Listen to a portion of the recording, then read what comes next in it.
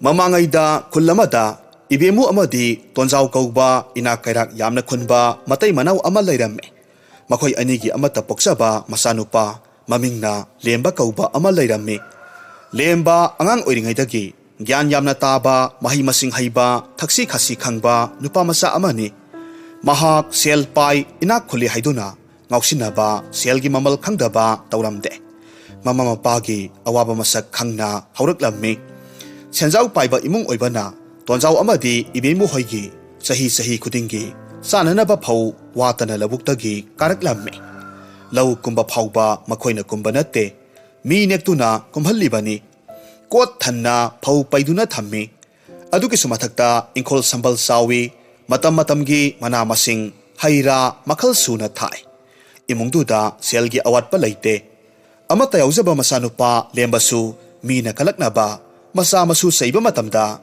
ꯂꯦꯝꯕꯒꯤ ꯃꯇꯧ ꯇꯝꯅꯧ ꯍꯥꯏꯗꯨꯅ ꯍꯥꯏꯅꯔꯤꯕ ꯅꯨꯄꯥ ꯃꯆꯥ ꯑꯃꯅꯤ꯫ ꯑꯗꯨꯒ ꯑꯃꯔꯣꯝꯗ ꯈꯨꯜ ꯂꯩꯀꯥꯏꯗꯨꯗ ꯃꯆꯥꯃꯨꯛ ꯒ꯭ꯌꯥꯟ ꯇꯥꯕ ꯂꯩꯇꯦ꯫ ꯃꯆꯥꯅ ꯈꯨꯜ ꯂꯩꯀꯥꯏꯗꯨꯗ ꯏꯍꯦꯟ ꯍꯦꯜꯂꯤ ꯍꯥꯏꯗꯨꯅ ꯄꯣꯡꯅ ꯆꯥꯎꯅ ꯍꯤꯡꯖꯔꯤꯕꯤ ꯏꯕꯦꯝꯃꯨꯅꯤ꯫ ꯃꯆꯤꯟꯃꯛꯅ ꯍꯦꯛ ꯍꯥꯏꯔꯨꯗ꯭ꯔꯒꯁꯨ ꯃꯥꯅ ꯇꯧꯊꯣꯔꯛꯄ ꯃꯑꯣꯡ ꯃꯇꯧꯅ ꯃꯆꯥꯅꯨꯄꯥ ꯂꯦꯝꯕꯒꯤꯗꯃꯛ ꯀꯌꯥꯝ ꯆꯥꯎꯊꯣꯛꯆꯩ ꯍꯥꯏꯕꯁꯤ ꯈꯨꯜ ꯂꯩꯀꯥꯏ ꯄꯨꯝꯅꯃꯛꯅ ꯈꯪꯅꯔꯝꯃꯤ꯫ ꯂꯦꯝꯕ ꯄꯨꯡꯀꯛ ꯆꯥꯎꯔꯛꯄ ꯃꯇꯝꯗ ꯃꯈꯣꯏꯒꯤ ꯂꯩꯕꯥꯛꯇꯨꯗꯒꯤ ꯈꯔ ꯍꯥꯏꯒꯠꯄ ꯃꯐꯝ ꯑꯃꯗ ꯃꯍꯩ ꯃꯁꯤꯡ ꯇꯝꯗꯨꯅ ꯂꯩꯈꯤꯔꯝꯃꯤ꯫ ꯅꯣꯡꯃꯒꯤ ꯅꯨꯃꯤꯠ ꯑꯃꯅꯤ ꯏꯕꯦꯝꯃꯨꯅ ꯃꯄꯨꯔꯣꯏꯕꯗ ꯍꯥꯏꯔꯝꯃꯤ, "ꯃꯈꯣꯏ ꯃꯄꯥ, ꯍꯣ ꯇꯥꯕꯤꯔꯤꯕ꯭ꯔꯣ?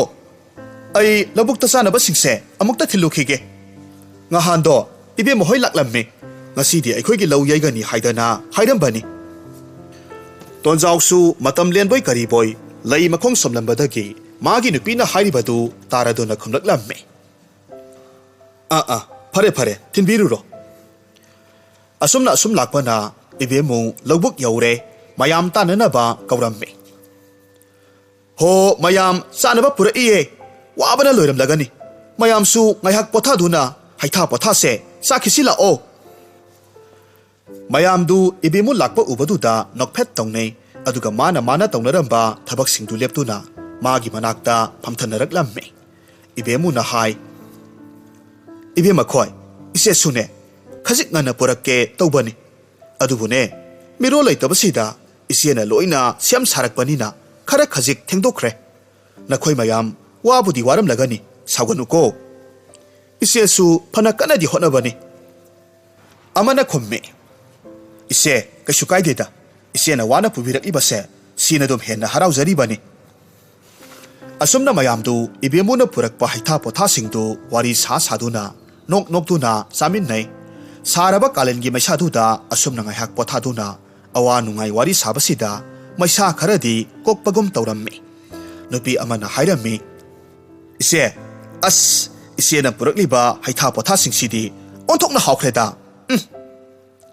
ꯑꯃꯅ ꯑꯃꯨꯛ ꯍꯥꯏꯔꯝꯃꯤ, "ꯂꯥꯏꯃ ꯅꯆꯤꯟꯊꯤ ꯍꯥꯏꯅꯤ ꯏꯆꯦ, ꯍꯥꯎꯏꯗꯀꯣ, ꯑꯣꯟꯊꯣꯛꯅꯁꯨ ꯃꯒꯨꯟ ꯂꯩꯅ ꯍꯥꯎꯈ꯭ꯔꯦꯃꯤ"꯫ ꯏꯕꯦꯝꯃꯨꯅ ꯈꯨꯝꯃꯤ, "ꯃꯌꯥꯝꯅ ꯍꯥꯎꯏ ꯍꯥꯏꯗꯅ ꯆꯥꯕꯤꯔꯤꯕꯁꯤꯃꯨꯛ ꯑꯩꯒꯤꯗꯤ ꯅꯨꯡꯉꯥꯏꯕ ꯂꯩꯇ꯭ꯔꯦ. ꯇꯁꯦꯡꯅꯕꯨ ꯍꯥꯎꯈ꯭ꯔꯅꯦ? ꯍꯥꯏꯖꯤꯟꯕꯒꯗꯤ ꯅꯠꯇꯦꯀꯣ"꯫ "ꯏꯆꯦ, ꯍꯥꯏꯖꯤꯟꯕꯒ ꯅꯠꯇꯦ, ꯆꯥꯅꯅ ꯍꯥꯎꯏ". "ꯑꯗꯨꯕꯨꯗꯤ ꯏꯆꯦ ꯏꯕꯦꯝꯃꯨꯒꯤ ꯃꯈꯨꯠ ꯍꯥꯏꯗꯅ ꯍꯥꯏꯅꯔꯤꯕꯅꯤꯗꯣ. ꯅꯣꯡꯃꯩ ꯈꯨꯜꯒꯤ ꯃꯧꯁꯤꯡ ꯈꯦꯆꯤ ꯆꯥꯅꯕꯗ ꯏꯆꯦꯅ ꯊꯣꯡꯕ ꯎꯇꯤ, ꯏꯆꯦꯅ ꯁꯨꯕ ꯁꯤꯡꯖꯨ ꯍꯥꯏꯗꯅ ꯍꯥꯎꯃꯟꯕꯗꯒꯤ ꯍꯥꯏꯅꯈ꯭ꯔꯤꯕꯗꯨꯗꯤ. ꯅꯠꯇꯦ, ꯏꯆꯦꯕꯨ ꯀꯥꯎꯔꯕ꯭ꯔꯣ"꯫ ꯑꯃꯅ ꯑꯃꯨꯛ ꯋꯥ ꯄꯥꯡꯁꯤꯜꯂꯛꯂꯝꯃꯤ, "ꯍꯣꯏꯅꯦ, ꯆꯨꯝꯃꯤꯅꯦꯍꯦ. ꯏꯆꯦ ꯏꯕꯦꯝꯃꯨꯁꯦ ꯏꯕꯦꯟ ꯏꯃꯣꯏꯅꯨꯅ ꯆꯥꯟꯕꯤꯕ ꯖꯥꯠꯅꯤꯀꯣ. ꯆꯥꯛ ꯏꯟꯁꯥꯡ ꯃꯊꯦꯜ ꯂꯨꯀꯣꯏꯒꯗꯤ ꯌꯥꯝꯅ ꯍꯩꯈ꯭ꯔꯦ".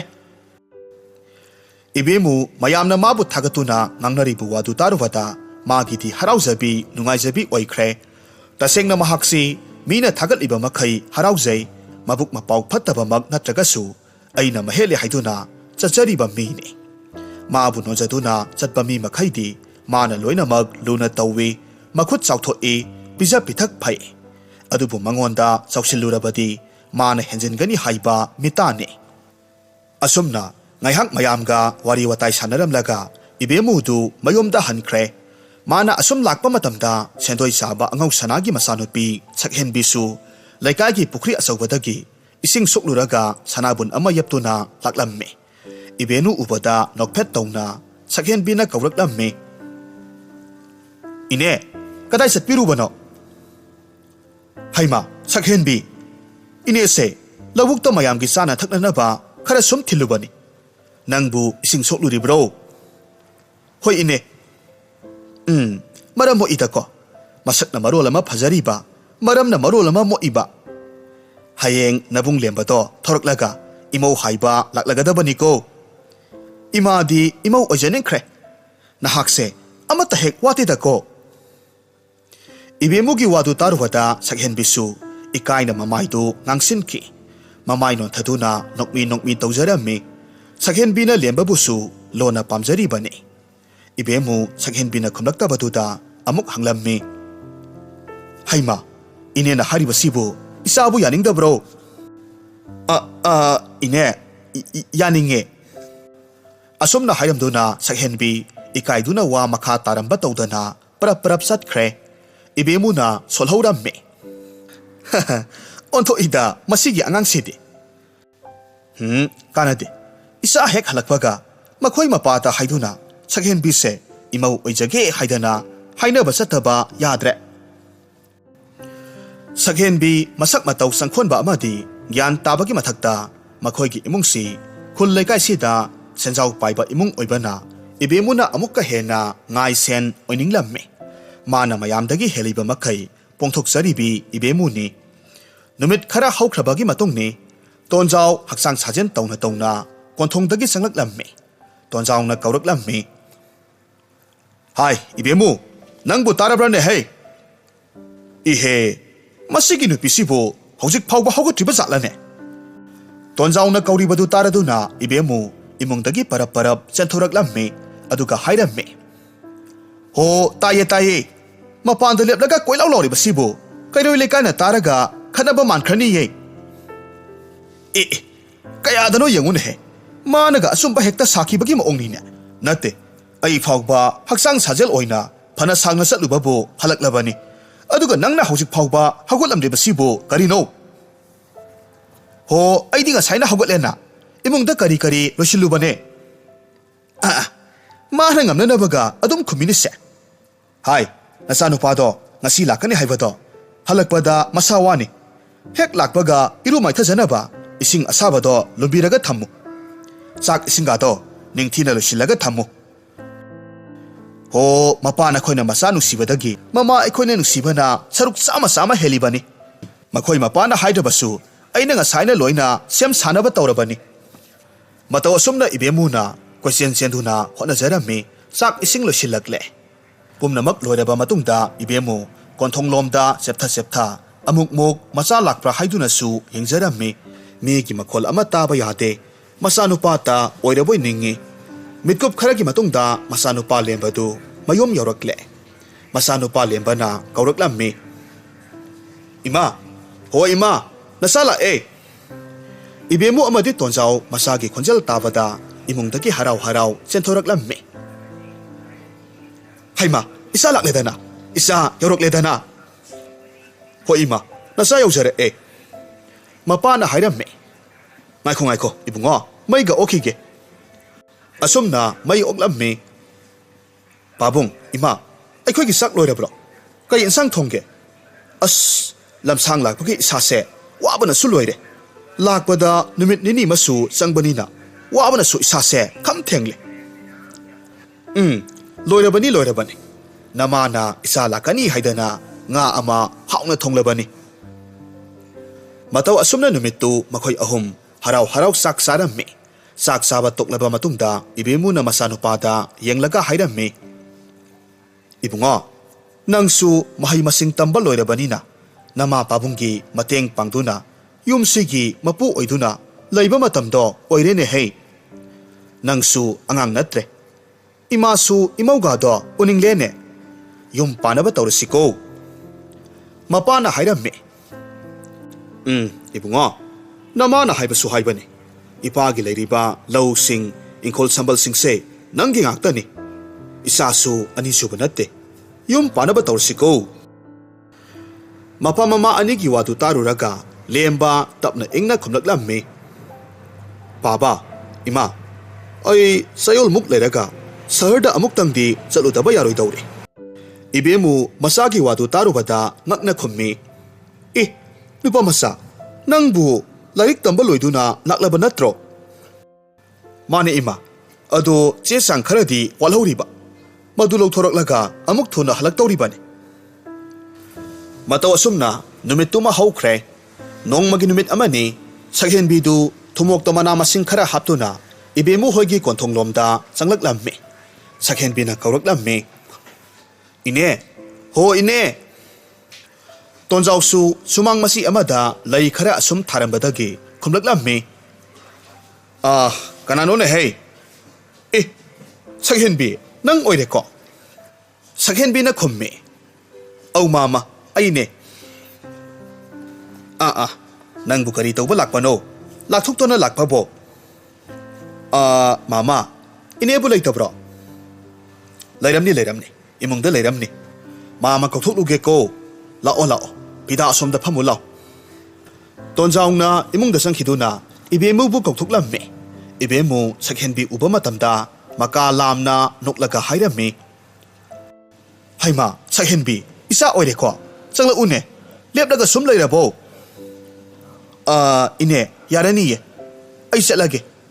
ꯉꯁꯥꯏꯗꯣ ꯑꯂꯨ ꯑꯅꯧꯕ ꯈꯔ ꯇꯥꯟꯕ, ꯑꯗꯨꯗ ꯏꯅꯦ ꯍꯣꯏ ꯄꯤꯖꯅꯤꯡꯗꯨꯅ ꯊꯤꯜꯂꯛꯄꯅꯦ. ꯑꯗꯨꯒ ꯍꯪꯒꯥꯝ ꯃꯆꯥꯁꯤꯡꯁꯤꯁꯨ ꯑꯩꯈꯣꯏꯒꯤ ꯏꯪꯈꯣꯜꯗꯒꯤ ꯑꯩꯅ ꯐꯨꯛꯂꯛꯄꯅꯤ.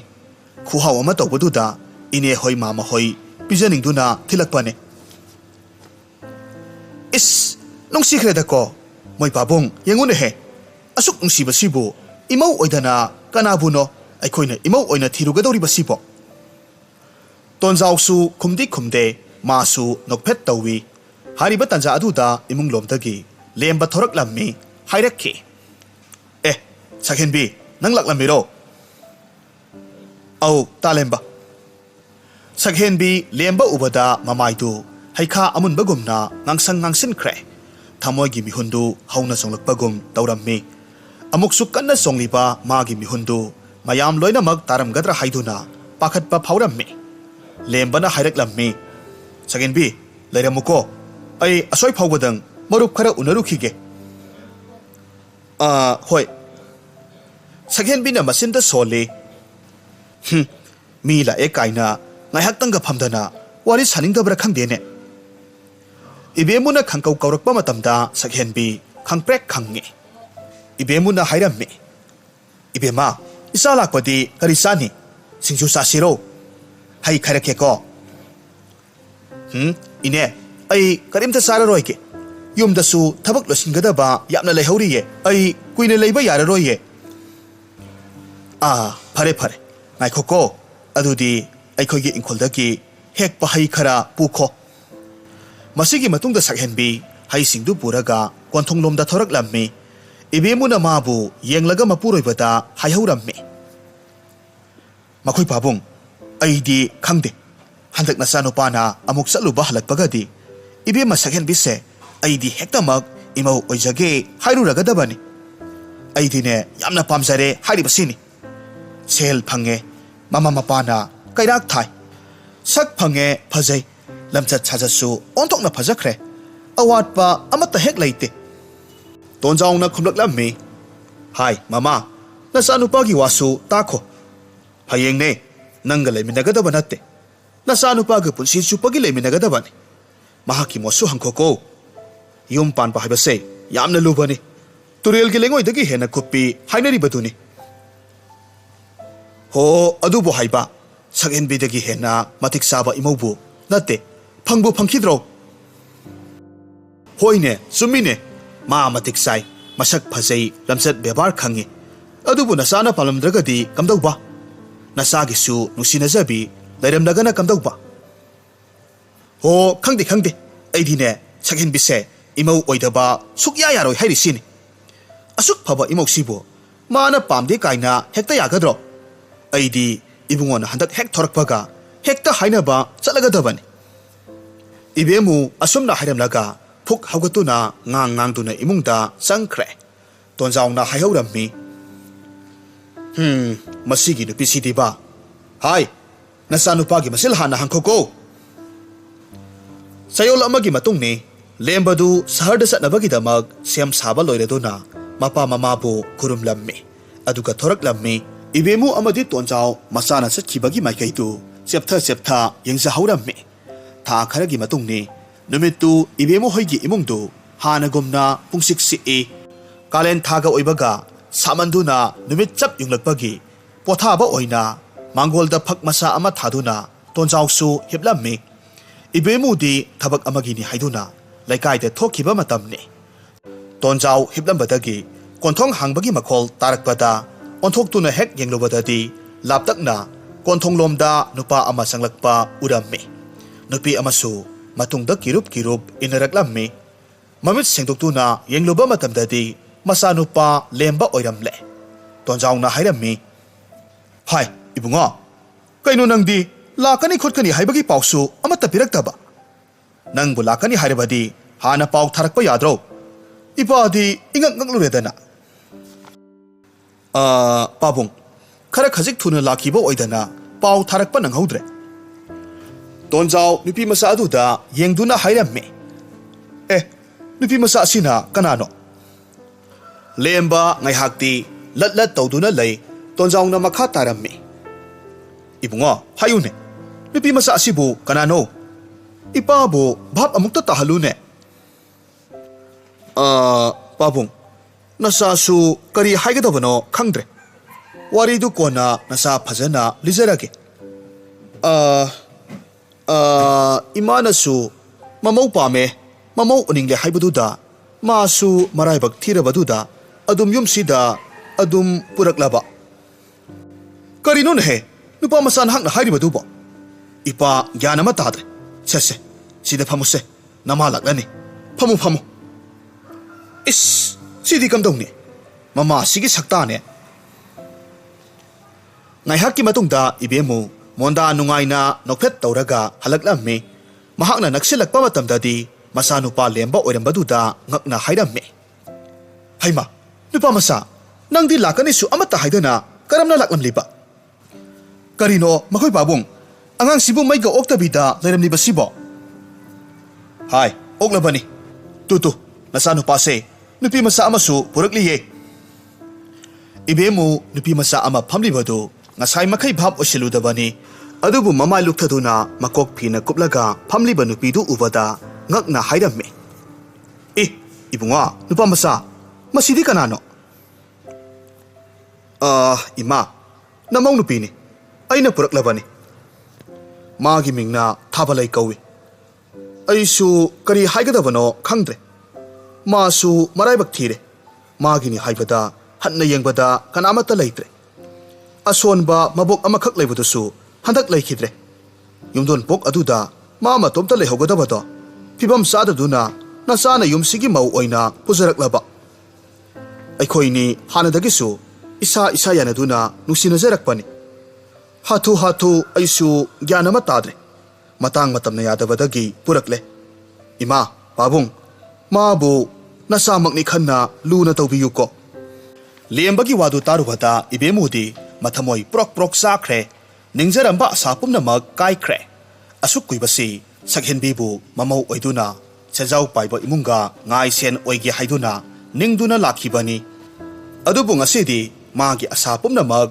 amata poksaba masanupa lembana aremba tahankre ibemu humang anapi kanglammi sormapi phuina holi sauningbanasu lawai luton karammi amuksu khalli nupi masa asibu masam khudangsi phoiduna laktuna sumangda inthokrasira natragana sumsit paiduna tanthokrasira nupi masa thabalai makok khumduna ibemu amadi tonjaugi manakta sangsillaklami aduga khurumjarammi tonjaudi mathoi nungaijadagasu masanupagi maraibakta asum thou tambanani khandoktuna mamong nupibu lausinbirage haina khalammi tonjauna hairammi ibema yare hogolo thabalai ibemuda amuk onsilammi aduga khurumlammi ima namongna khurumjari namaubu lausinbiyu ibemu thabalaida mamit phairap yengduna hairammi hai kanagi ima nangbu aina pulsisimagi imongni haidana lausin bangamlo hai nupa masa natte karino nangna tori basibo awanglomgi sakin bise इमाना इमौ ओइबा कयामुक यामना पामी हाइबसी नंगसु खंगलिबा नत्रो मसक मतौ लमचत साजत मरल मथुमदा वाता पादबी माबु पामदुना मसिगी लाइर सुदतनबी मिरांग मनम चेनबिसिबो युमगी मौ ओइननबा पुरकलिबसिबो नंगबु ngawrabro लोइरे लोइरे आई लोइरे हाइरिबसिनि मीगी ममांगदा आइगी इज्जत पुमनमक पुंगलोइ लोइरबने लाइकाइना आइबु करिनि हाइदुना हाइनगदौरिबनो मसे यामना थुना थिंदोखो आइदी माबु इमौनि खनबा ngamlo आइगी इखुत चाबा इमौ लेजरे हाइरिबसिनिको इबेमु वा मखा तारमदना इमुंगदा थुना यांगना संखि तोनजाउना हाइरम्मे हाय हाय Yangon hey मसिगी नुपिसे इबेमु नंगबु ngaikona he ningthina haina sine mi angangsi ikai khini ne thabalai manemgi mataududa mamitagi pirang ihauraklamme tonjaungna hairamme hai dipi masa namana ngai hak sauningbagi panganganglibani namabu lana khangenu ko sango sango lembana amuk hairamme hoi pabu thabalai changasi imana ngangbada nang lana khangenu ko thabalai mapi te thokutuna khumlaklammi khande asumna matam khara haukhre adubu mimangda sakhenbibu mamau oigani haiduna lauthoklorabi ibemudi laikai miya mamangda ikai phiruk khumle masanupa gi luhongbadu chauna sinsi yakhidre isam samna ahal amani tinduna yamna pikna loisinki masanupa amakhak yaubasi mama ibemuna pamjaba mamau purakhidabana mathong sana luhongbi khidre ibemuna laikai da masanupa amakhak yaujaba asidi khulsida kumhai oiba maongda luhonggadori bani hairambadagi tayona ba oirakpaduda laikagi miyamna sibon ngangnaramme pumna maksi taruraga ibemu magi ningjaramba asa pumna mag mami saman khrabagum mahakna mathabakta makhut yeiduna kapjaramme manglidako aidi mangli haribasini isanupa amakhak yaujabase kayada laina hek phakidako mama mapa mathong khangdabisina kaya haina pharibanone naitom yawi hayeng leiba nungaigani do haiduna makhutta hamnaga sagani do khanduna namduna hekta dasin birak ibaneba kari posembu tawduna phabano khangde tonjaungna hairame hai hai mama ikai ko laikai mamang sida imungse miyam gi nokna pham sumang kumhai yengpham oinena ba nangna singano khul laikai harauna ba sinba to uko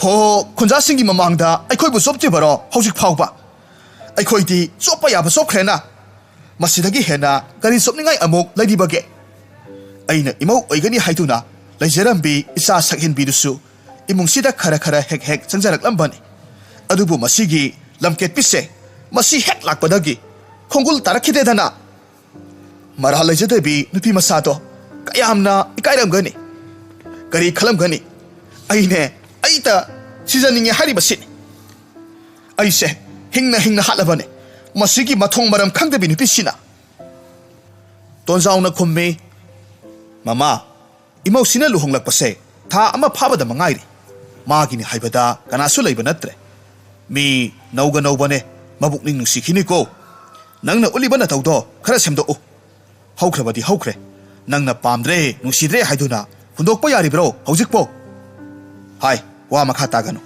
namokse ningthina luna tawko imau mathantani oh moi pabungdi yamna nusikhraboi ko ho nusiba yanajaba nakhoi masen adum yanabiyu aidi paksan birakanu aidi phattabi tahan birakanu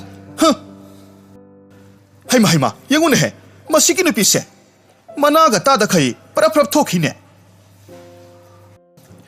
mamau laklabasu ayuk nganta mamau hawatringaida hawatuna ibemuna lai thangmai thando e chakhum da sak hektamak thongduklamme imungi wasit wairam khudingmakti thabalaina adum tawjaraklamme wadi amata ngangjabadi ngamda thabalai imungduda yamna wana khangjaramme nongam phadok thabalainaga chak ising thonglamba thoknabadi numituma ibemu chak sade chaw haibasu yade karigumba kanda mage saruk thongduna chakhibasu yawi lembasu mamada phana haijaraga yengbani adubu ibemu gi thamoidi onba kauba laikhidre ꯇꯣꯟꯖꯥꯎꯅꯁꯨ ꯐꯅ ꯊꯦꯝꯂꯕꯅꯤ ꯁꯥꯎꯗꯨꯅ ꯑꯃꯨꯛ ꯌꯦꯡꯉꯤ ꯅꯤꯡꯊꯤꯅ ꯑꯃꯨꯛ ꯍꯥꯏ ꯑꯗꯨꯕꯨ ꯏꯕꯦꯝꯃꯨꯒꯤ ꯊꯃꯣꯏꯗꯤ ꯄꯦꯊꯧ ꯍꯥꯏꯕ ꯌꯥꯈꯤꯗ꯭ꯔꯦ ꯃꯃꯧ ꯅꯨꯄꯤꯕꯨ ꯁꯦꯡꯅ ꯍꯦꯛ ꯃꯥꯅ ꯌꯥꯈꯤꯗ꯭ꯔꯦ ꯃꯁꯤꯒꯤ ꯃꯇꯨꯡ ꯅꯣꯡꯃꯅꯤ ꯊꯥꯕꯂꯩ ꯏꯃꯨꯡꯒꯤ ꯃꯀꯨꯞ ꯃꯇꯥ ꯂꯣꯏꯁꯤꯟꯕ ꯂꯣꯏꯔꯗꯨꯅ ꯐꯤꯁꯨ ꯐꯤꯖꯥꯝ ꯈꯔ ꯇꯧꯔꯝꯃꯤ ꯃꯗꯨꯒꯤ ꯃꯇꯨꯡꯗ ꯃꯍꯥꯛ ꯀꯥꯗ ꯆꯪꯂꯛꯂꯝꯃꯤ ꯃꯄꯨꯔꯣꯏꯕ ꯂꯦꯝꯕꯒꯤ ꯃꯅꯥꯛꯇ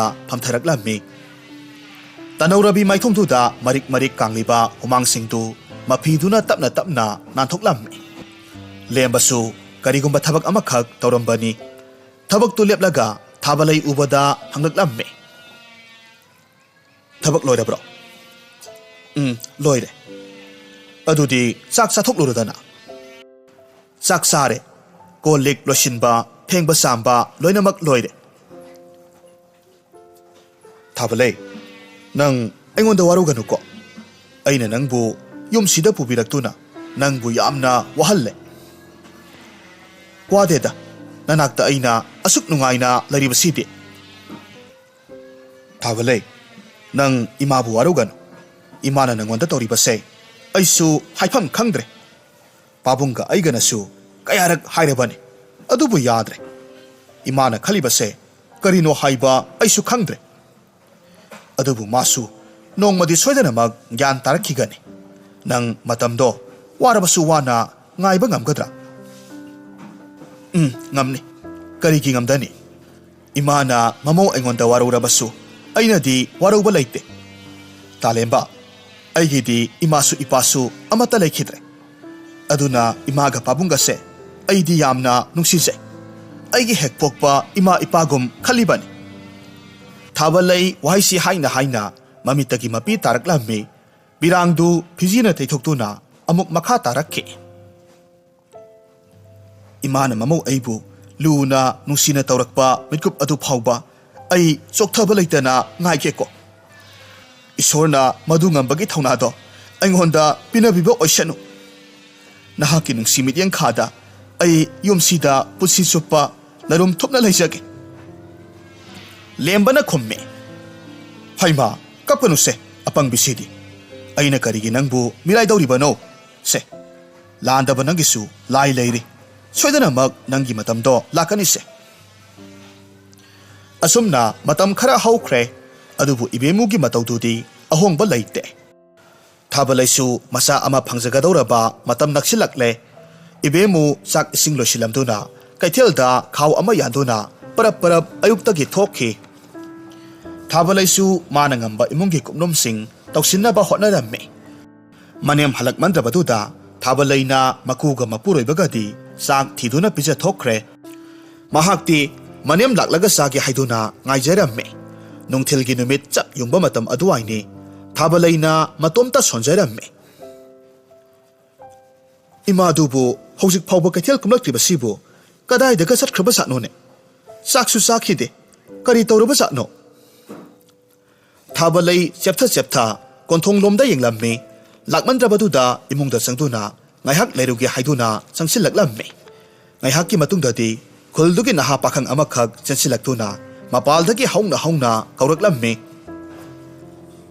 ꯍꯣ ꯃꯥꯃꯥ ꯇꯥꯂꯦꯝꯕ ꯃꯥꯃꯥ ꯏꯇꯩꯃ ꯊꯥꯕꯂꯩ ꯇꯣꯟꯖꯥꯎ ꯑꯃꯗꯤ ꯂꯦꯝꯕ ꯃꯈꯣꯏ ꯄꯨꯟꯅ ꯀꯧꯔꯤꯕꯗꯨ ꯇꯥꯔꯗꯨꯅ ꯄꯔꯞ ꯄꯔꯞ ꯊꯣꯔꯛꯂꯝꯃꯤ ꯏꯕꯨꯡꯉꯣ ꯅꯨꯄꯥ ꯃꯆꯥ ꯑꯗꯨ ꯀꯟꯅ ꯀꯧꯔꯤꯕꯗꯨꯕꯨ ꯀꯔꯤ ꯇꯧꯔꯕꯒꯦꯅꯦ ꯍꯩ ꯃꯥꯃꯥ ꯏꯅꯦ ꯏꯕꯦꯝꯃꯨꯗꯣ ꯈꯨꯜꯒꯤ ꯆꯤꯡꯌꯥꯒꯤ ꯂꯝꯕꯤꯗꯨꯗ ꯁꯟꯅ ꯋꯥꯏꯕꯗꯒꯤ ꯋꯥꯟꯊꯔꯒ ꯂꯩꯍꯧꯔꯦ ꯃꯌꯥꯝ ꯆꯪꯗꯅ ꯂꯥꯏꯀꯠꯅꯍꯧꯔꯤ ꯃꯥꯃꯥ ꯍꯣꯏ ꯇꯥꯂꯦꯝꯕ ꯍꯣꯏ ꯀꯧꯔꯨꯁꯨ ꯍꯥꯏꯗꯨꯅ ꯂꯥꯛꯂꯤꯕꯅꯤ ꯇꯣꯟꯖꯥꯎꯅ ꯍꯥꯏꯔꯝꯃꯤ ꯀꯔꯤ ꯍꯥꯏꯕ ꯀꯌꯥꯝ ꯊꯤꯅ ꯁꯣꯛꯍꯧꯕꯒꯦ ꯃꯥꯃꯥ ꯈꯔ ꯊꯤꯅ ꯁꯣꯛꯍꯧꯔꯦ ꯏꯅꯦꯅ ꯉꯥꯛꯊꯣꯛꯄꯗ ꯄꯥꯝꯕꯣꯝꯗ ꯃꯁꯤꯗꯨꯅ ꯊꯤꯟꯈ꯭ꯔꯕ ꯃꯥꯜꯂꯦ ꯃꯁꯤꯗꯒꯤ ꯇꯣꯟꯖꯥꯎ ꯑꯃꯁꯨꯡ ꯂꯦꯝꯕꯁꯨ ꯃꯐꯝꯗꯨ ꯌꯧꯔꯛꯂꯦ ꯃꯈꯣꯏꯅ ꯌꯧꯔꯛꯄ ꯃꯇꯝꯗꯗꯤ ꯏꯕꯦꯝꯃꯨ ꯒ꯭ꯌꯥꯟ ꯇꯥꯔꯝꯂꯦ ꯃꯀꯣꯛꯇ ꯃꯌꯥꯝ ꯆꯪꯗꯨꯅ ꯏꯁꯤꯡ ꯊꯥꯕꯤꯔꯝꯃꯤ ꯃꯌꯥꯝꯅ ꯊꯥꯡꯗꯨꯅ ꯃꯌꯨꯝꯗ ꯄꯨꯕꯤꯔꯛꯂꯦ ꯑꯗꯨꯒ ꯈꯨꯟꯒꯤ ꯃꯥꯏꯕꯕꯨ ꯀꯧꯔꯨꯔꯝꯃꯤ ꯑꯗꯨꯒ ꯌꯦꯡꯍꯜꯂꯝꯃꯤ ꯃꯥꯏꯕꯅ ꯍꯥꯏ ꯏꯆꯦ ꯄꯥꯝꯕꯣꯝꯅ ꯉꯥꯛꯊꯣꯛꯈꯤꯕꯅ ꯅꯥꯇꯩ ꯆꯥꯔꯣꯏꯗꯕ ꯃꯐꯝꯗꯗꯤ ꯁꯣꯛꯍꯧꯗ꯭ꯔꯦ ꯂꯥꯏꯕꯛ ꯐꯔꯕꯅꯤ ꯑꯗꯨꯕꯨ ꯈꯣꯡꯁꯤꯗꯤ ꯇꯨꯁꯤꯟꯈꯤꯕꯗ ꯂꯩꯊꯦꯛꯈ꯭ꯔꯕ ꯃꯥꯜꯂꯦ ꯃꯇꯝ ꯈꯔꯗꯤ ꯆꯠꯄ ꯌꯥꯔꯣꯏꯗꯧꯔꯤꯕꯨ ꯄꯣꯊꯥꯗꯨꯅ ꯂꯩꯕ ꯇꯥꯔꯦ ꯑꯗꯨꯒꯅꯦ ꯄꯥꯝꯕꯣꯝꯒꯤ ꯑꯁꯣꯛꯄꯁꯤꯅ ꯑꯩꯅ ꯄꯤꯔꯝꯂꯤꯕ ꯃꯅꯥ ꯃꯁꯤꯡ ꯍꯤꯗꯥꯛꯁꯦ ꯃꯁꯤ ꯑꯌꯨꯛ ꯑꯃꯒ ꯅꯨꯃꯤꯗꯥꯡ ꯑꯃꯒ ꯅꯤꯡꯊꯤꯅ ꯇꯩꯕꯤꯔꯣ ꯏꯕꯦꯝꯃꯨ ꯆꯩꯅꯥ ꯈꯥꯡꯗꯨꯅ ꯈꯨꯝꯃꯤ ꯑꯩꯍꯣꯏꯌꯣ ꯏꯕꯨꯡꯉꯣ ꯃꯥꯏꯕ ꯑꯩꯁꯤꯕꯨ ꯍꯥꯟꯅꯒꯨꯝꯅ ꯆꯠꯄꯒ ꯉꯝꯈꯤꯗ꯭ꯔꯅꯦ ꯏꯆꯦ ꯉꯝꯅꯤꯗ ꯀꯔꯤꯁꯨ ꯇꯧꯔꯣꯏꯗ ꯑꯗꯨꯕꯨ ꯃꯇꯝ ꯈꯔꯗꯤ ꯆꯪꯈꯤꯕ ꯇꯥꯔꯤꯌꯦ ꯃꯇꯝ ꯈꯔꯗꯤ ꯐꯃꯨꯡꯗ ꯄꯣꯊꯥꯕꯤꯕ ꯇꯥꯔꯦ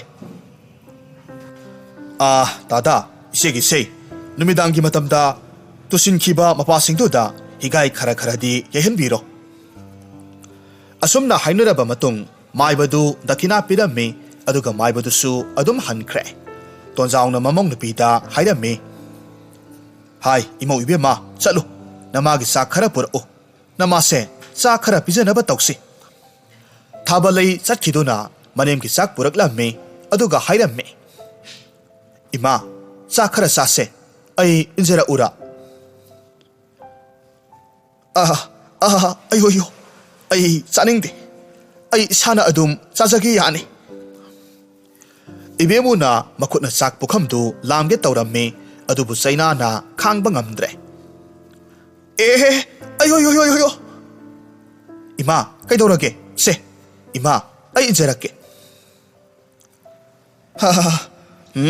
ꯌꯥꯔꯦ ꯑꯩ ꯆꯥꯛꯀ ꯑꯃꯠꯇ ꯆꯥꯅꯤꯡꯗ꯭ꯔꯦ ꯄꯨꯊꯣꯛꯈ꯭ꯔꯣ ꯂꯦꯝꯕꯅ ꯈꯨꯝꯃꯤ ꯏꯃꯥ ꯉꯁꯤꯒꯤ ꯆꯥꯛꯁꯨ ꯑꯃꯠꯇ ꯆꯥꯗ꯭ꯔꯤ ꯅꯁꯥꯗꯣ ꯀꯔꯤꯁꯨ ꯆꯥꯗ꯭ꯔꯕꯗꯤ ꯀꯔꯝꯅ ꯀꯟꯗꯧꯔꯤꯕꯅꯣ ꯈꯔ ꯆꯥꯁꯤꯜꯂꯨ ꯇꯣꯟꯖꯥꯎꯅ ꯑꯃꯨꯛ ꯍꯥꯏꯔꯝꯃꯤ ꯏꯕꯦꯝꯃꯣ ꯍꯅꯨꯊꯪꯗ ꯃꯔꯩ ꯌꯥꯝꯅ ꯇꯧꯒꯅꯨꯀꯣ ꯆꯥꯛꯇꯣ ꯁꯠ ꯆꯥꯁꯤꯜꯂꯨ ꯑꯔꯦꯝꯕꯗ ꯂꯤꯆꯩ ꯆꯥꯅꯤꯀꯣ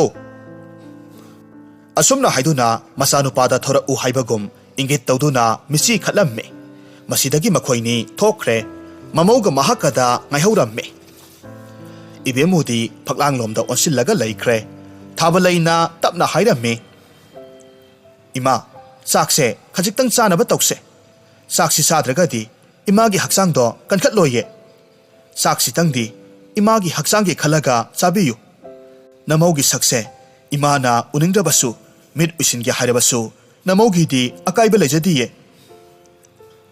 ꯊꯥꯕꯂꯩꯅ ꯄꯨꯈꯝꯗꯨ ꯄꯥꯏꯈꯠꯇꯨꯅ ꯃꯅꯦꯝꯕꯨ ꯆꯥꯛ ꯏꯜꯂꯝꯃꯤ ꯏꯕꯦꯝꯃꯨ ꯑꯍꯥꯟꯕꯗꯗꯤ ꯆꯥꯎ ꯍꯥꯏꯕ ꯌꯥꯔꯝꯗꯦ ꯀꯣꯟꯅꯊꯪꯗꯗꯤ ꯃꯌꯥ ꯀꯥꯊꯣꯔꯛꯇꯨꯅ ꯆꯥꯔꯝꯃꯤ ꯅꯨꯃꯤꯠꯇꯨꯗꯒꯤ ꯊꯥꯕꯂꯩꯅ ꯃꯅꯦꯝꯒꯤ ꯍꯤꯒꯥꯏꯕꯨ ꯌꯩꯕꯤꯕꯅꯦ ꯃꯁꯥꯕꯨ ꯇꯛꯊꯣꯛꯄꯤꯕꯅꯦ ꯅꯥꯟꯊꯣꯛꯄꯤꯕꯅꯦ ꯃꯁꯝ ꯃꯅꯥ ꯅꯤꯡꯊꯤꯅ ꯍꯥꯠꯄꯤꯕꯅꯦ ꯑꯇꯩ ꯀꯌꯥ ꯑꯃ ꯇꯧꯗꯨꯅ ꯃꯅꯦꯝꯕꯨ ꯁꯦꯕꯥ ꯇꯧꯖꯔꯝꯃꯤ ꯅꯣꯡꯃꯇ ꯃꯃꯧꯅ ꯊꯣꯡꯕ ꯆꯥꯛ ꯏꯟꯁꯥꯡ ꯆꯥꯗꯕ ꯏꯕꯦꯝꯃꯨꯗꯨ ꯍꯧꯖꯤꯛꯇꯤ ꯃꯃꯧꯅ ꯊꯣꯡꯕ ꯆꯥꯛ ꯏꯟꯁꯥꯡ ꯆꯥꯕꯗꯒꯤ ꯍꯦꯟꯗꯣꯛꯇꯨꯅ ꯃꯃꯧꯅ ꯏꯟꯗꯨꯅ ꯆꯥꯛ ꯆꯥꯔꯛꯂꯦ ꯊꯥꯕꯂꯩ ꯆꯥꯛ ꯏꯁꯤꯡ ꯂꯣꯏꯔꯗꯨꯅ ꯃꯄꯨꯔꯣꯏꯕ ꯃꯀꯨ ꯑꯅꯤꯒꯤ ꯆꯥꯛ ꯄꯤꯖꯔꯝꯂꯕ ꯃꯇꯨꯡ ꯃꯅꯦꯝꯒꯤ ꯁꯔꯨꯛ ꯄꯨꯗꯨꯅ ꯃꯅꯦꯝꯒꯤ ꯃꯅꯥꯛꯇ ꯆꯪꯂꯛꯂꯝꯃꯤ ꯏꯃꯥ ꯆꯥꯛ ꯈꯔ ꯆꯥꯅꯕ ꯇꯧꯔꯁꯦ ꯊꯥꯕꯂꯩꯅ ꯃꯅꯦꯝꯕꯨ ꯉꯥꯛꯇꯨꯅ ꯐꯃꯨꯡꯗ ꯉꯥꯗꯨꯅ ꯐꯝꯍꯟꯕꯤꯔꯦ ꯑꯗꯨꯒ ꯆꯥꯛ ꯏꯟꯕ ꯍꯧꯔꯛꯂꯝꯃꯤ ꯏꯃꯥ ꯉꯁꯤꯗꯤ ꯄꯥꯕꯨꯡꯅ ꯉꯥ ꯃꯆꯥ ꯑꯃ ꯂꯩꯔꯛꯑꯦ ꯑꯗꯨꯅ ꯉꯥ ꯊꯣꯡꯉꯦ ꯅꯃꯧꯅ ꯊꯣꯡꯕꯁꯦ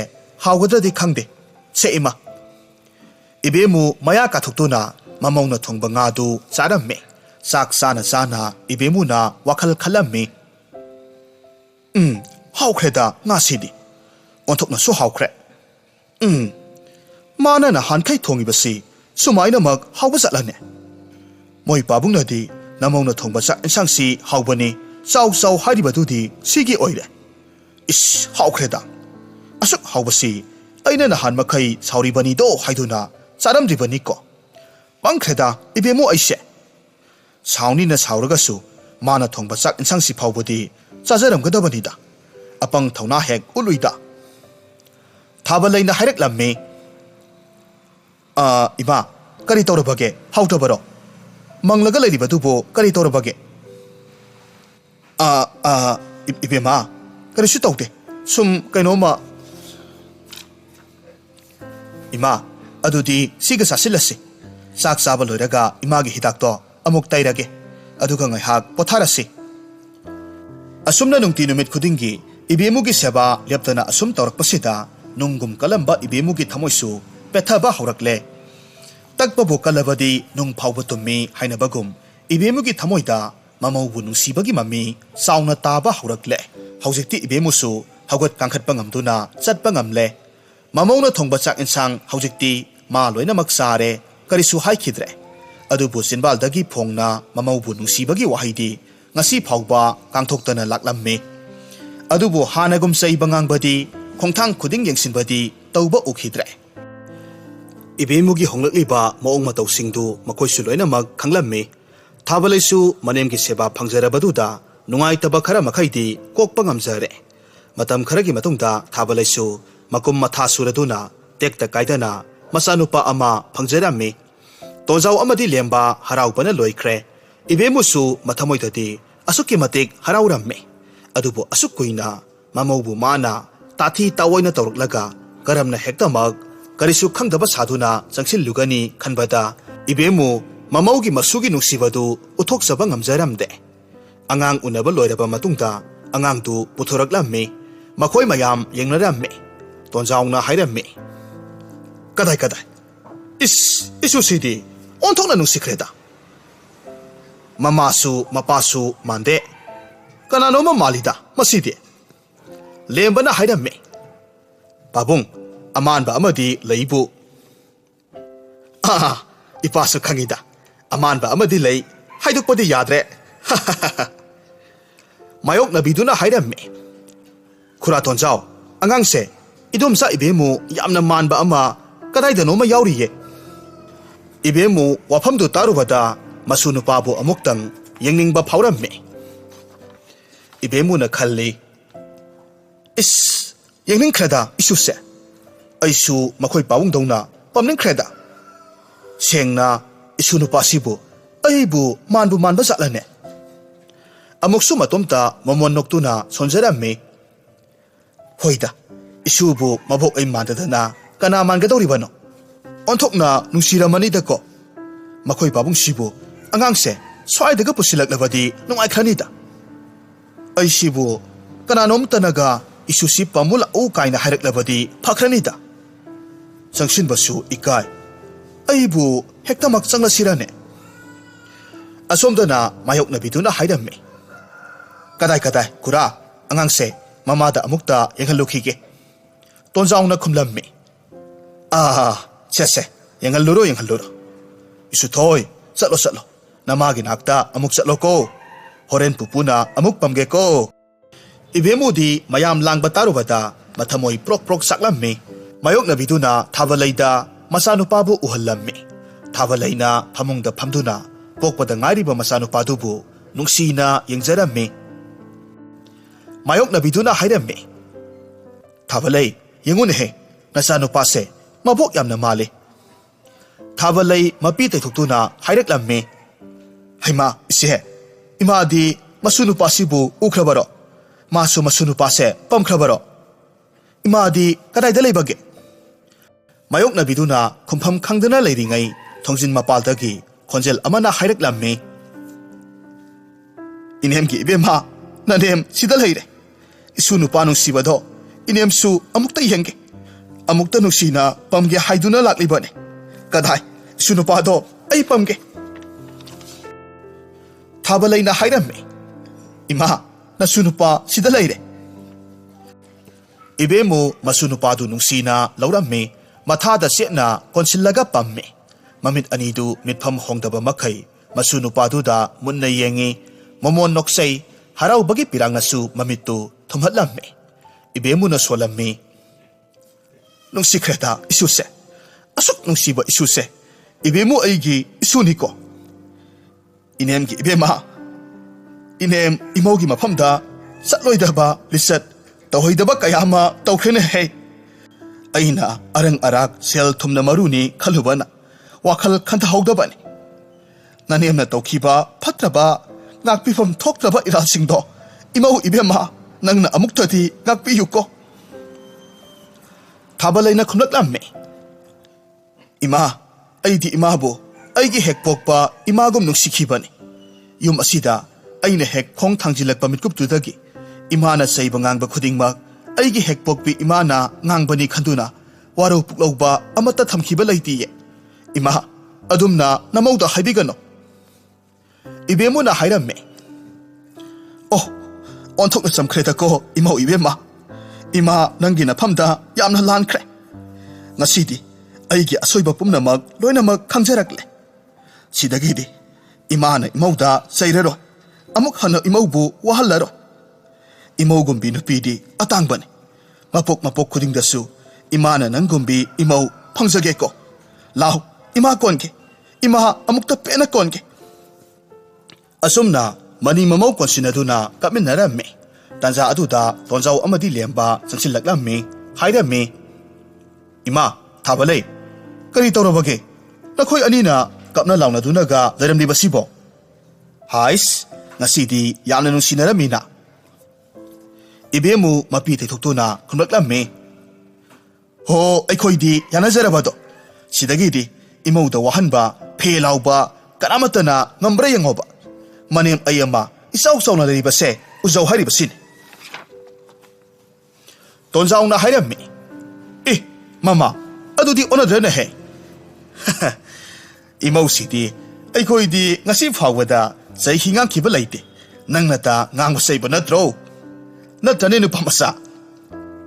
Ibemu na khummi. Aduda aidi khangde. Aidi haribasini ko. Tonjau na hairami. Pare. Isaga imauga gi lohongbada sahodragasu isugi dadi khullegai kumhai oinanaba pangthokpa tare. Yaraba natro. Moi babungna yadrabasu ho aina tawdoribani. Imagi ibema imagi nungsibasu imauda loina mahek pithokani.